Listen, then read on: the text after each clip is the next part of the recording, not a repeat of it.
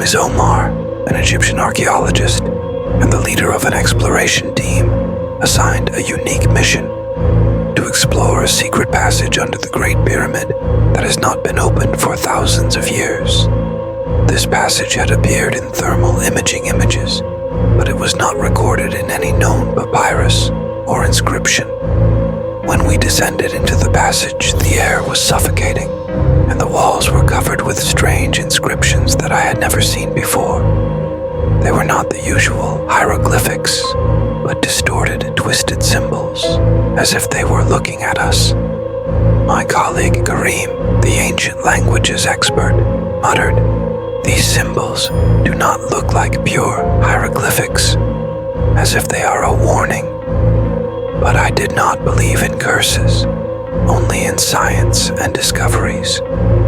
We advanced further into the tunnel until we reached a dark stone room, in the middle of which lay a black stone coffin, unlike anything I had seen before.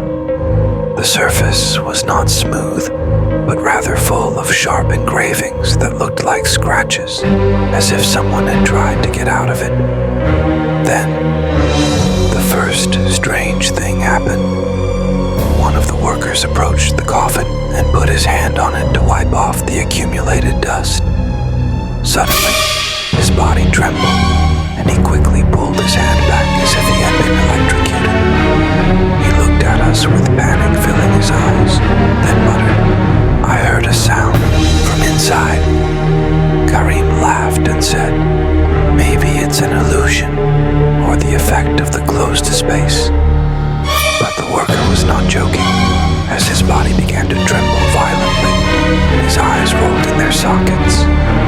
Then, without any warning, he fell to the ground, unconscious. We did not know that this was the first sign of disaster. Day 2. Opening the coffin. The next day, we decided to open the coffin, despite the warnings that some of the workers had begun to repeat. We used levers and modern equipment to lift the lid, and it was unnaturally heavy, as if something inside it was resisting opening it.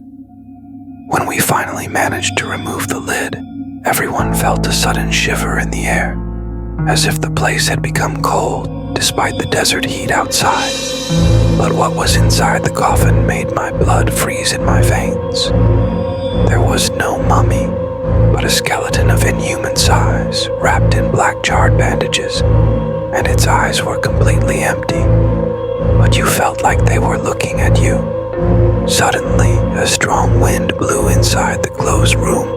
All the torches were extinguished, and we heard a mysterious murmur, as if the walls themselves were talking. The language was incomprehensible, but I felt it echoing inside my head, as if someone was whispering to me personally. Karim looked at me with a pale face and whispered, "We made a huge mistake." Suddenly we heard a loud scream. We turned quickly and saw one of the workers convulsing, his eyes bleeding black blood before he fell to the ground, motionless. Then, laughter began to echo throughout the room. Non-human laughter. Day 3. The nightmare begins. We decided to leave the site immediately, but something wasn't right. During the night, I felt a strange movement in my tent. I woke up gasping and felt something sitting at my feet. My breath caught when I looked. It was Karim, but it wasn't Karim himself. His eyes were very wide, his pupils completely black, and his face was as pale as death. He whispered in a cold voice, "We shouldn't have opened the coffin." Then he smiled eerily before crawling backwards and disappearing into the darkness. I ran out of the tent, screaming his name, but the camp was eerily quiet. No sign of the workers, no sign of any human voice, just the desert and a distant murmur from inside the pyramid. I went back inside, but all I found were black footprints leading to the secret room. And there, the coffin was open and empty. What we pulled out wasn't a skeleton. It was just sleeping. And now,